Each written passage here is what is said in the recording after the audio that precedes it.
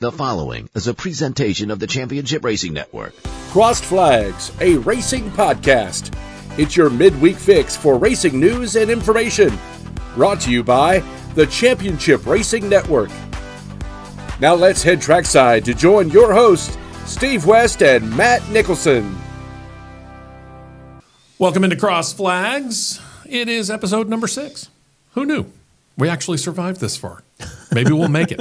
I'm Steve West. That's Matt Nicholson. Molly is not pictured, but she'll be in just a couple of minutes because we want to talk about, well, something related to sports that appears to be something that's ubiquitous across all of sports, which is conspiracy theories about how the league or the entity, whatever it is, happens to be setting everything up for perfection, right? They want this particular result. We'll get to it here in a bit. First things first, they're working on the Indy 500, working towards the Indy 500, I should say. They are. And they've got 2 days of open testing. Day one is today as we set up the podcast here on Wednesday. They'll do another 6 hours of open testing tomorrow. And it is interesting to note because right now there are 34 entries for a 33-car field, which is always fun because that means bump day is going to mean good stuff because we know somebody's going to go home. And when it comes to the Indy 500, that could be anybody. Could be somebody that you've never heard of. Could be a former Indy car, not just Indy 500, but former Indy car champion. Mm-hmm. So that's what makes Bump Day fun when it comes to IndyCar. It is. But one of the people that's running is 2021 NASCAR Cup Series champion Kyle Larson. Mm-hmm. He is doing a deal with Meyer Shank Racing. Arrow McLaren Racing and Hendrick Motorsports to put him into what they call the double. Now, if you're not familiar with what the double is, it is the attempt by a driver to run the Indy 500 and the Cup Series Coca-Cola 600 on the same day. And this has been done on a few occasions, most successfully by Tony Stewart. He's the only guy so far to complete all 1,100 miles in one day. Kurt Busch was the most recent one to do it back in 2014, so a decade ago. Correct. Kyle Larson, though, he's one of those guys who we can pretty much put in along the lines of an A.J. Foyt or a Tony Stewart or a Mario Andretti, a guy who literally you could put him in any car and he'll figure it out and do well almost immediately. In very, very, very quick fashion. Yeah, I mean, he's passed his rookie orientation in pretty fast order, and then this morning they got into practice session number 1. Yeah. Where all 34 cars got out on the track. And what does Kyle Larson do? He's second fastest. And he was only, 4/10 off the leader? Yeah. Joseph Newgarden, with timing and scoring after session 1 this morning, you had your top 5. You had Scott McLaughlin 5th at 225.37. Alex Palou was 4th at 226.20. You had Scott Dixon in 3rd at 226.34. You had Kyle Larson in 2nd at 226.38. And then all the way up at the top, you have Joseph Newgarden at 228.81. And that kind of makes sense because Joseph Newgarden last year, he owned the oval tracks, including winning this particular race, the Indy 500. So it doesn't surprise me that the oval program for Joseph Newgarden is doing that well. Right. For Kyle Larson, though, this says a lot. This is him going out there and already making the statement, I'm not here to play around. I'm not here to learn. I'm here to go after it. Yeah, the one thing I'm interested in seeing is if he had that lap in a tow, which would be drafting off of another car per IndyCar words, or if that was a straight-up solo lap. If it was a straight-up solo lap, he may be a threat for the pole. Absolutely. So they're in practice session number 2 right now. And then, like I said, for Thursday, tomorrow, as we do this podcast recorded live, they've got a 6-hour session coming up. So we'll have full details on this coming up during the Saturday show, which, again, you can check out right here. Or go to CRN Live on YouTube, and you can check it out. And that'll be 8 o'clock in the morning, Alabama or Central Time, 9 o'clock Eastern Time. So, yeah, we'll have all that information. But, man, I don't bet on things because I just suck at gambling. I'll be real honest with you. That makes 2 of us. But at the same time, if I were thinking about putting a couple of bucks down on a driver, not necessarily to win, but certainly to do well, I could not overlook Kyle Larson. Same here. Could not overlook. Yeah, it's a surefire bet for a solid run. Mm-hmm. Let's word it solid. It would not surprise me. Again, mentioned it just a little bit ago. The only guy who's run all 1,100 miles so far was Tony Stewart. It wouldn't necessarily surprise me if Kyle Larson became the second guy to run all 1,100 miles. Yeah, I mean, you know he's going to be a threat for the 600, automatic. Yeah. Oh, absolutely. I mean, recent couple-time winner. Yeah. Yep. He's going to be a threat. He will be indeed. So we'll keep an eye on that. Next up, what shall we talk about next? Shall we talk about something that you wrote about? I'm going to show you, or I'm going to tell you, I guess I should say, about our website. And it's something that we haven't paid a whole lot of attention to in our 6 episodes here. But if you go on to crnradio.us, don't go to .com, don't go to .net. That's an entirely different entity than us. crnradio.us, that's the website for Championship Racing Network. And our producer on Saturdays, not to confuse you with our producer on Wednesdays, our producer on Saturdays, John, he created a blog page on that particular website. And I don't know what it was, but we just kind of let it go for a while. Yeah, 2023, it was kind of touch and go, I guess you could say, because the both of us were really busy. We were traveling to a lot of races. Mm-hmm. It was just really hard to just like, hey, I need to sit down and do something here. Yeah. So we're working on picking that back up for 2023, trying at all level best possible to do at least one a week. Yeah, kind of like our podcast or our show, at least one time a week. And it was Matt's turn this particular week. And you wrote about something that's actually become something of a hot button topic here if you're listening to all the racing pundits, and that's how short track racing in the Cup Series has kind of turned a little odd. For lack of a better term, we're getting the short end of the stick on the short tracks. It's fell considerably off, and it's the best way to put it. It's in left field compared to every other thing that we see now. With the Gen 6 cars, you went from the intermediates were just duds.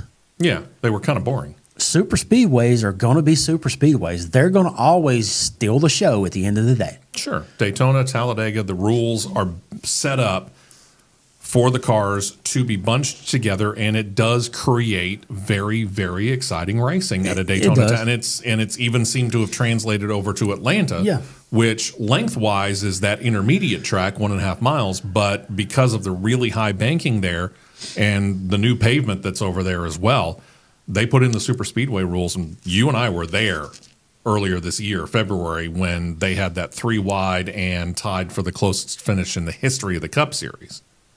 I think in the history of NASCAR, period. It was the second closest, tied for second. The top closest was Darlington. Right. Yeah, that's right. Second closest is tied with Atlanta and Talladega. Yeah. So a lot of fun, a lot of good racing at the super speedways. But now everything does seem to have kind of flipped. We'll get a better idea of exactly how good this car is at the regular one. Vegas was a pretty good race. Vegas was fair, yeah. Now we go to Texas. And Texas is going to be an interesting one because they have messed around a lot with Texas to the point where the banking in turns 1 and 2 is 20 degrees. The banking in turns 3 and 4 is 24 degrees. They might have messed with Texas just a little bit too much, truth be told. But we've seen them at Kansas. We've seen him at Charlotte. We've seen him at several of the other 1.5 mile tracks. And this package is good. But it seems to have come at the expense of the Bristols, the Richmonds, the Martinsvilles. It was Gen 6 cars. It was intermediates and super speedways. No, excuse me. Short tracks, road courses, and super speedways were at the top, and intermediates were in left field, past the left field foul pole. Yeah, and I'll go so far as to include in that the 2 mile of Michigan and the 2.5 miler of Pocono. They were just they were kind of duds, kind of the same way. And now it's complete flip. The short tracks and the road courses are in left field, past the left field foul pole. Now the intermediates are back in the ballpark, trying to chase down the super speedways, which you'll probably will never, ever, ever chase a super speedway race down because they always produce the tightest, closest, best racing that there is. I don't care what any driver has to say. I don't care what any car owner has to say. If you don't want to drive a super speedway race, call me. I will get in the car and drive one all day long, twice on Sunday. Sure. I mean, of all the races that I honestly feel like I could do, and I am nowhere near an accomplished driver, I'll tell you that right now. He knows this. I mean, he and I have both been on the track during the driving experience. I'm not as good as he is even at the driving experience, I can tell you that.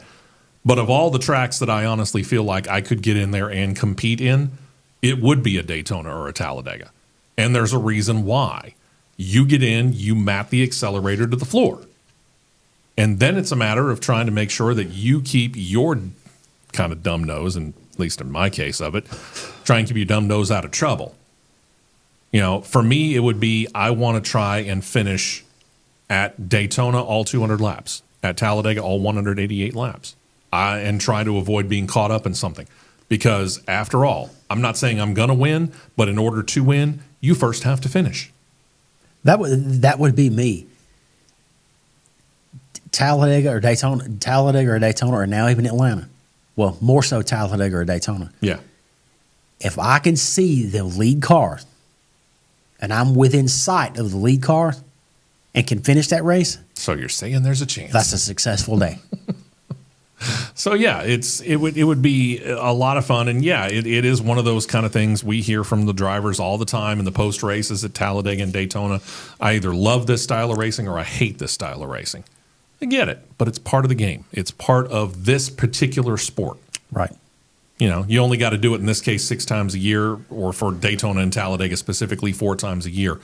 All things being equal, it's not that bad of a deal. But for some reason, and I mean, there was plenty of passing there, but in watching the Martinsville race, it just seemed lackluster. Well, Denny Hamlin was talking on his podcast that he has with Dirty Mo Media. And he was saying and describing, I think he was trying to approach the three car.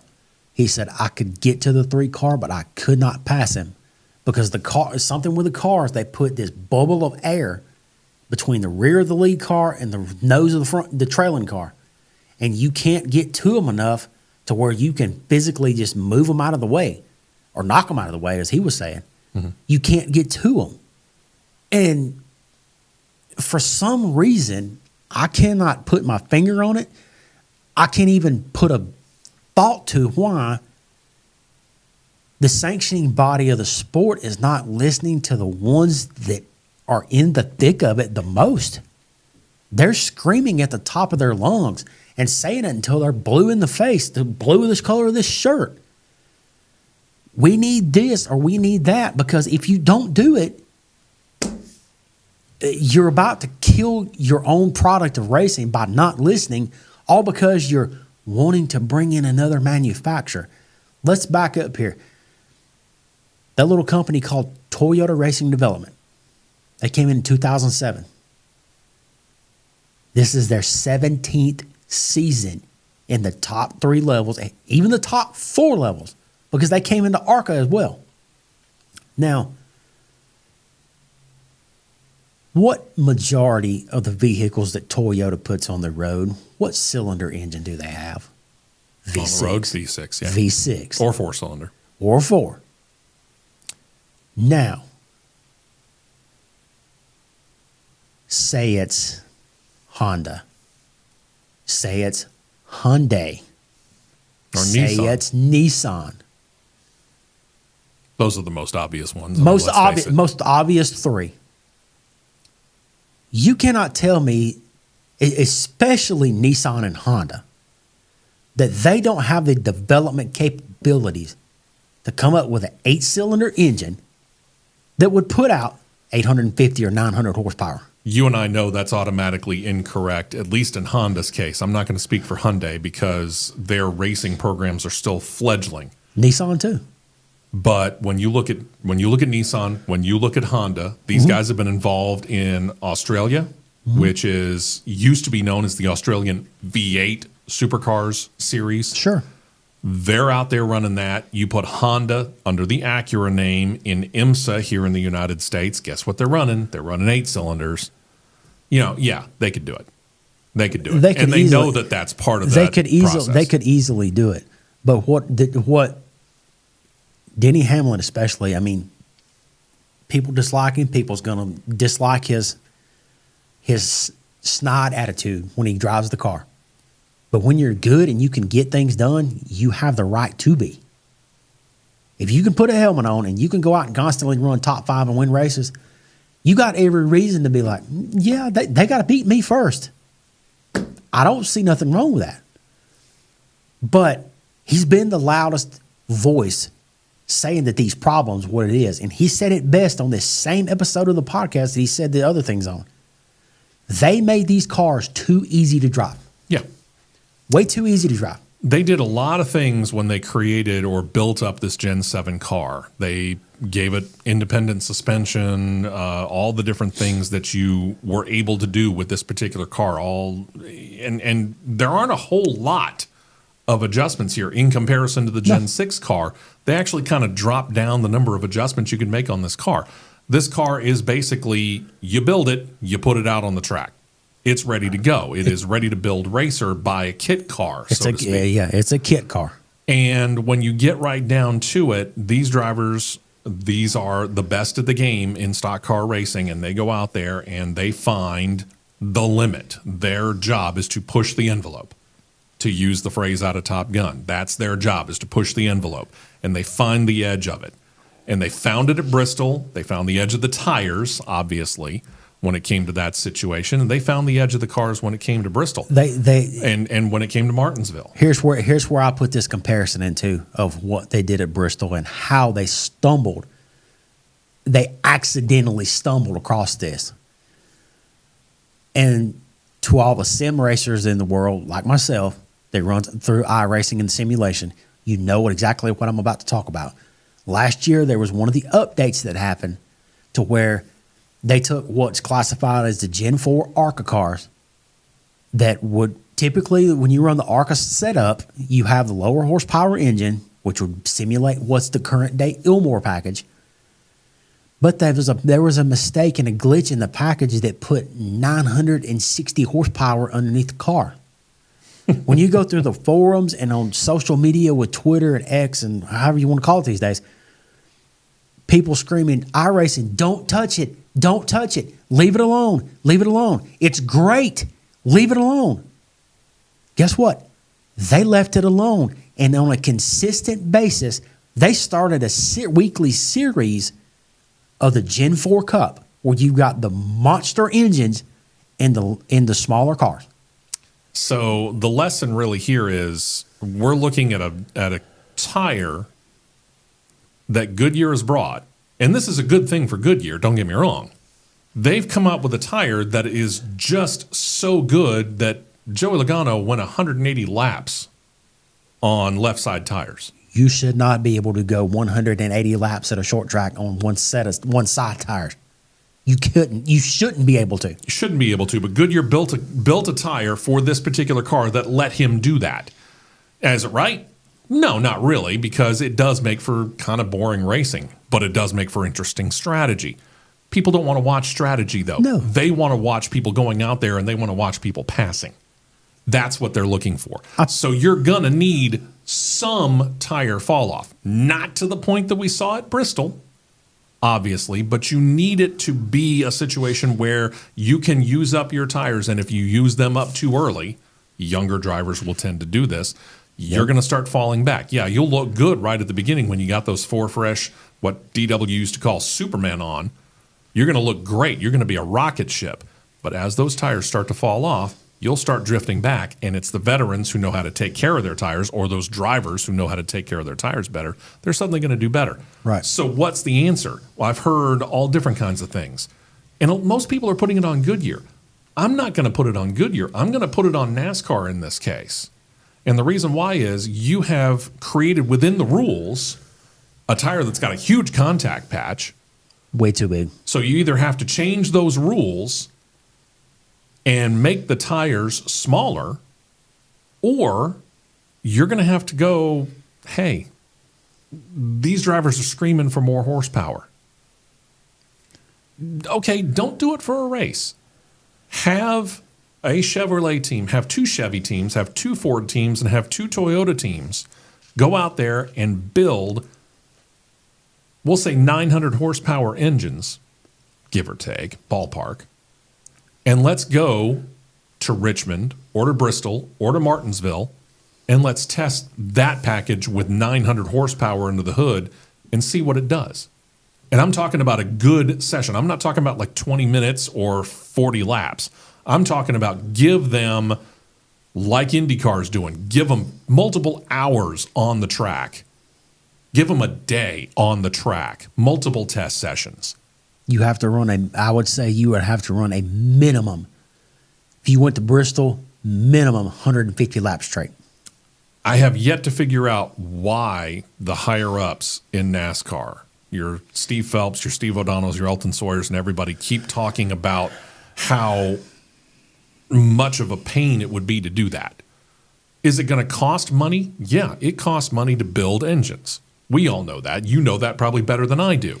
But at the same time, does it cost you significantly more to build the current rules package with the current horsepower versus what it would take to build an engine with 900 horsepower?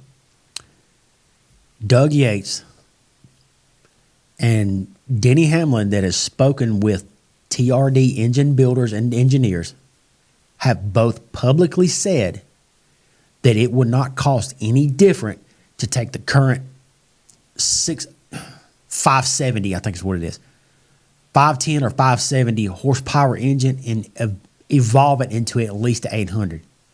I can guarantee you right now, with the things that Doug Yates learned from his dad, Robert, of how to put horsepower in engines and how to develop them, he could take the current setup right now and take a 510 horsepower engine and make it 825 tomorrow.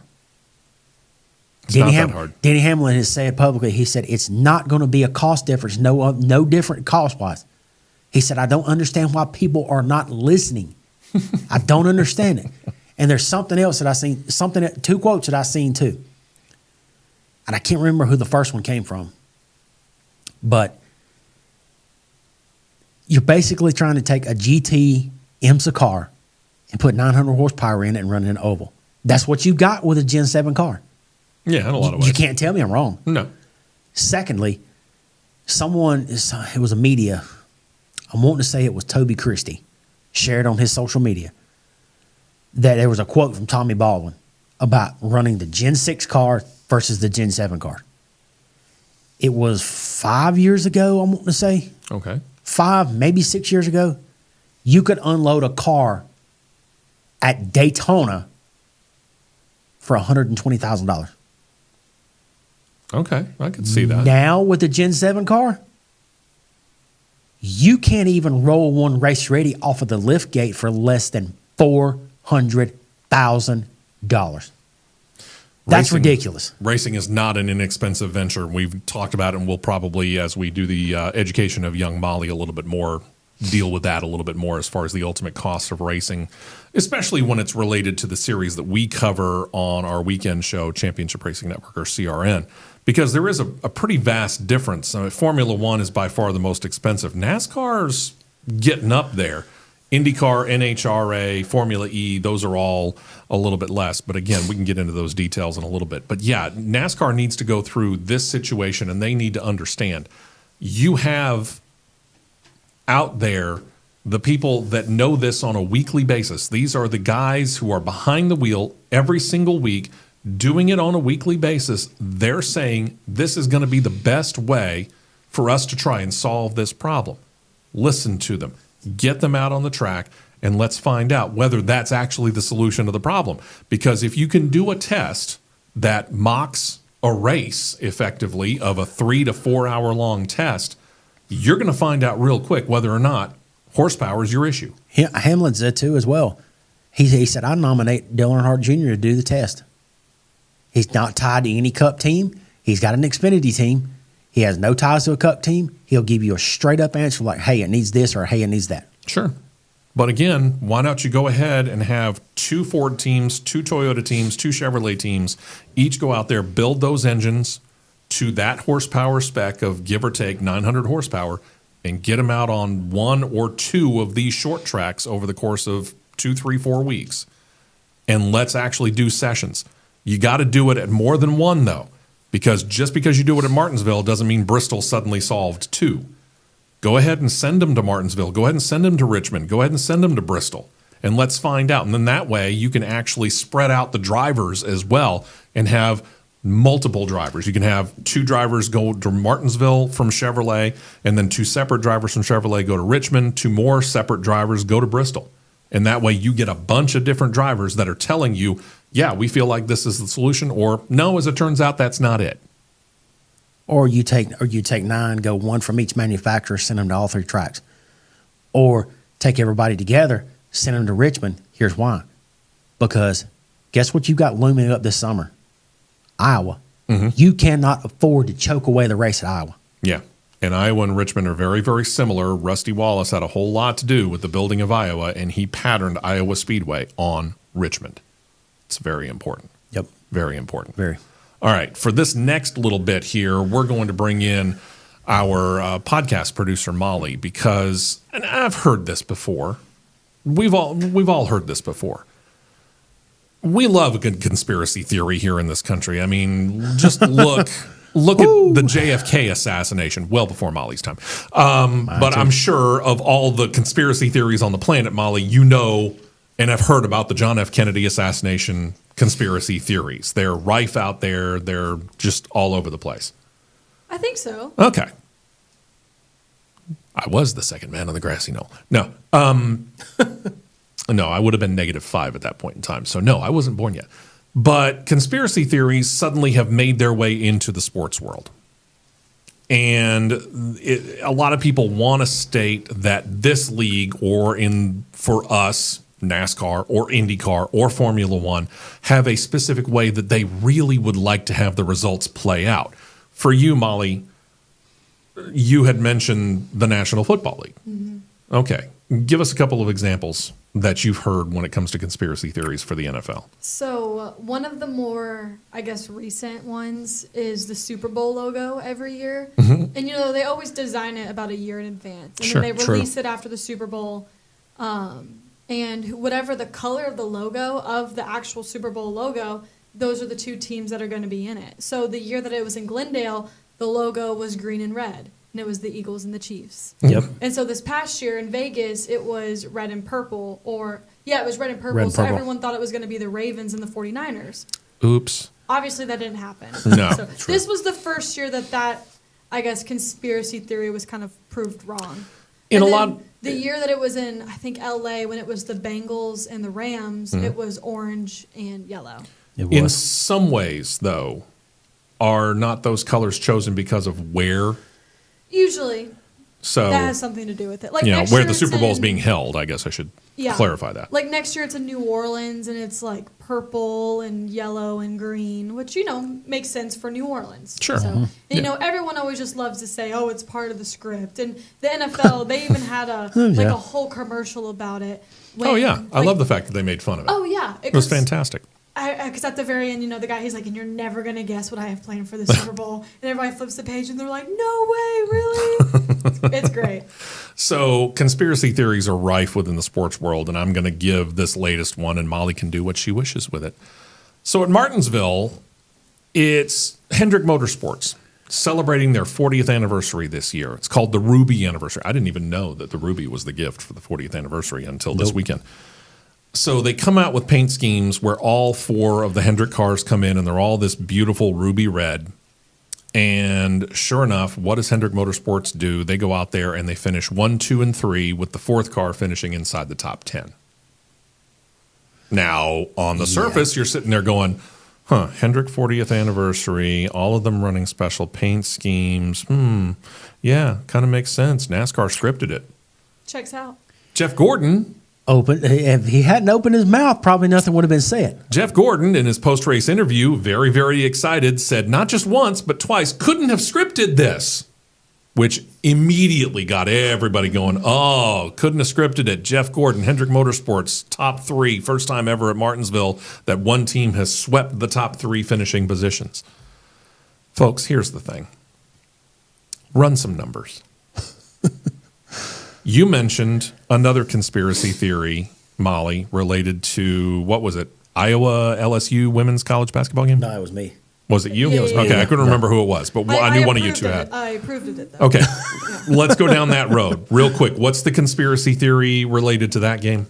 So with the Iowa LSU game, they played in the Elite Eight. You know, the winner would then go to the Final Four. All right. And everyone thought that game was scripted for Iowa to win, just because, you know, like, I will never discredit Caitlin Clark because I think she's a phenomenal athlete. Sure, but everyone thought that the game was scripted so that, you know, Iowa would, of course, win and not only beat LSU in the Elite Eight, because this was a rematch of last year's national championship game, that they would go on to then win the whole thing. Because that would just kind of be like the cherry on top to not only the season, but like of Caitlin Clark's career. Because she did announce that she was entering the WNBA draft. And then Dawn Staley and the Gamecocks say, I would like a word with you. Sure. But even on that, now I have to admit, I don't remember what the score was, but as I remember, that game between Iowa and LSU last year that LSU won was actually pretty close. Could have gone either way. It was a great game. It was tight, yeah. And it was like the ring pointing and the you can't see me. It yeah. was all So in the end, if it's that close then, and you're going to get a rematch where you've had a whole year effectively to go through and watch that game, if you're Caitlin Clark and all those players that are playing for Iowa and go, where did we go wrong? Well, I will say, too, in the year before, so Iowa actually played South Carolina in the Final Four. And Iowa beat South Carolina to then play LSU in the national championship. So a lot of people kind of thought, like, oh, no, this is South Carolina's revenge game. Like, they're not losing this one. So, in looking back, little history lesson for those of you like Molly. For Martinsville Speedway, this is where Hendrick Motorsports basically found their life. Rick Hendrick is a Chevrolet dealer in Charlotte, North Carolina. And he decides he's going to go racing with a team that he's named All-Star Racing. Doesn't have a sponsor. Has a driver by the name of Jeff Bodine, who is not bad, but you know, nobody was mistaking him for Richard Petty or Bobby Allison or DW or Cale Yarborough or anybody at that time. And they start to get to the Martinsville race in 1984, and Rick is suddenly thinking, we may not have the money to go. His team, all of the crew, and Jeff Bodine, his driver, come to him and go, the car's built. It's 2-hour drive to get from the shop to Martinsville Speedway. Let us go race Martinsville. Let us just do this one more race. So Rick's like, okay, go do this one more race. Probably going to be our last race as an organization. He was so down about that he and his wife Linda didn't even go to that race that day. He and his wife Linda went to church. They spent the day at church. When Jeff Bodine actually parked that 5-car for All-Star Racing in Victory Lane, Rick didn't know about it. Rick didn't find out about it until his mother called the church and had them get and put Rick on the phone. And she said, we won. And he went, we won what? We won at Martinsville. Yep. Since that 1984 race, 40 years, Hendrick Motorsports has won at Martinsville 29, counting last Sunday, times. Let me repeat that. 40 years, 2 races a year. That's 80 races at Martinsville. Hendrick Motorsports has won 29 of them. Yep. That's more than 30%. That's more than a third. I don't have the percentages sitting in my head right now. 44 years, 2 races a year, that's 80.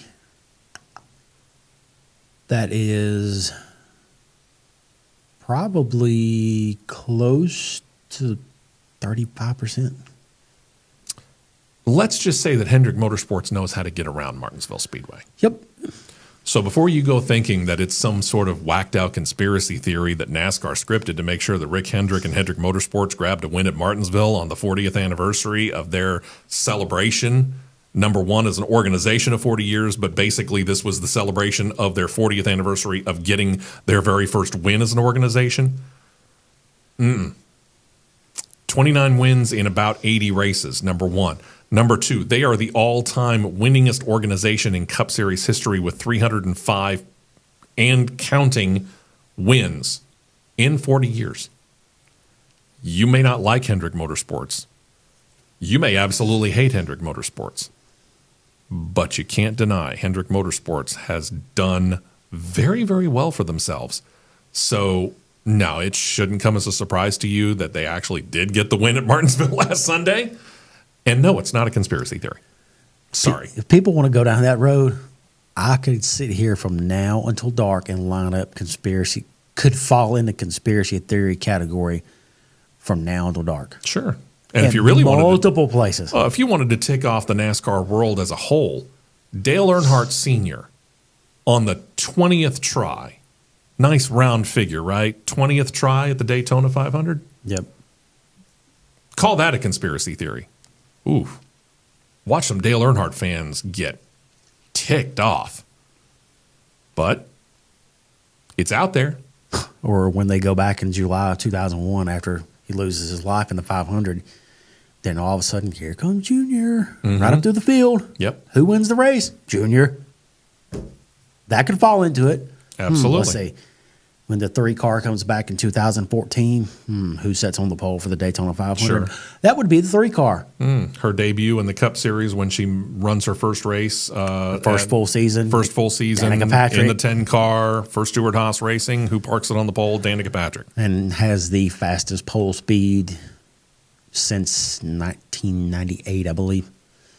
Conspiracy theories are out there, but the thing about it is they're easily debunked, folks. That's the thing about it. They're easily debunked. It's fun.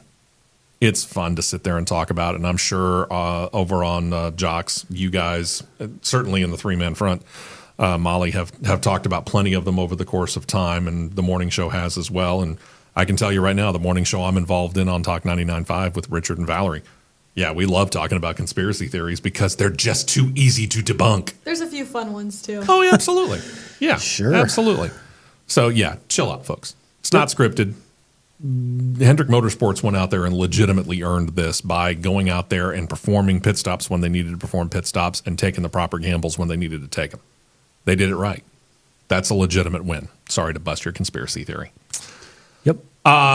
Coming up this weekend, we're going to be talking a little bit more about the whole short track issue here. Plus, we're going to talk a lot more, as I told you, about Kyle Larson at Indy as he prepares to run the double coming up here. And speaking of rumors, in Formula One, an interesting rumor has popped up about the potential sale of an organization. I'm not going to call it a conspiracy theory, but again, rumor mills are rumor mills. I don't put a whole lot of stock in it, but of course we'll talk about it anyway. All that and more coming up during our 2-hour show on Saturday. Join us again then, 9 a.m. Eastern, 8 a.m. Central Time on CRN Live on YouTube or however you wish to get us. We'll love to have you then. And, of course, we'll be back next week with episode number 7 of Crossed Flags. Thank you, Molly. I appreciate you being a part of it. Matt, I'll see you on Saturday. Let's do it. All right. We'll talk to you then right here on both CRN and Crossed Flags.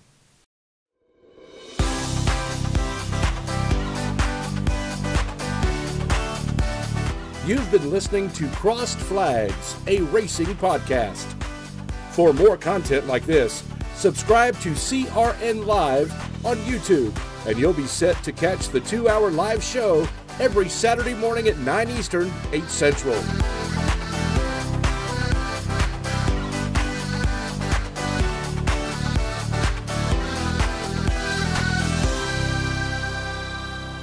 This has been a presentation of the Championship Racing Network.